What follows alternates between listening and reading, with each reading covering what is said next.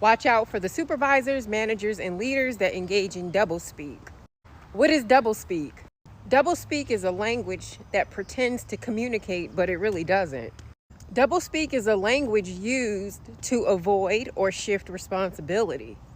It's used to conceal, to mislead, to distort, to deceive, or inflate the topic at hand. It's not about what's being said, it's about what's being left unsaid. This language is used as a buffer between what your manager, supervisor, or leader is saying and what you're actually hearing. This can be considered dangerous because you're typically making decisions based on what you thought you heard. That's why it's important to confirm or parrot back what you heard.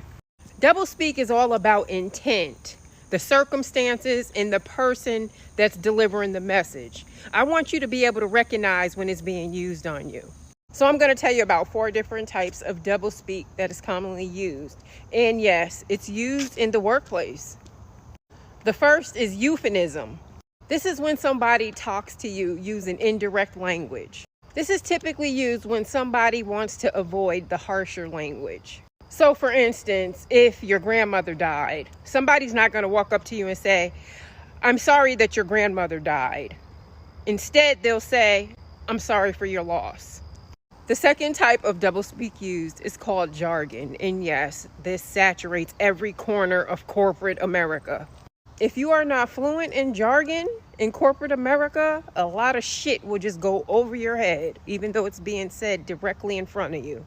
I covered a lot of jargon in my earlier videos. It's basically teaching you how to say something without actually saying it. Like for instance, per my last email. That's basically saying I covered this in my last email and I shouldn't have to tell you again. It's like I said what I said. The third type of doublespeak is called bureaucraties or gobbledygook.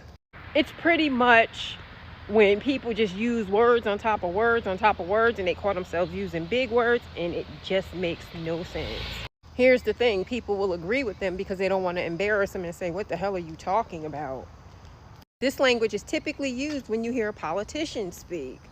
You know, like the White House press briefings when they don't answer questions. Another example of this would be somebody at work asking you if you sent a very important time-sensitive email and you didn't, but you don't want to say it. So here's how you would answer that. You'll answer with, "I sent out so many emails yesterday, my head is spinning." So do you see how that answer would lead the other person to believe that the answer was yes, I did send out their email when I didn't answer it at all? And the fourth type of doublespeak is called inflated language. This language is used to make something sound or appear impressive when it's really not. A great example of this would be when somebody's talking about used cars. They will pretty up the language and call it pre-owned and then take it a step further and say, "We have certified this pre-owned car and it works just wonderful." So to recap, it's important to listen closely to what people are saying. And remember, it's not about what they're saying.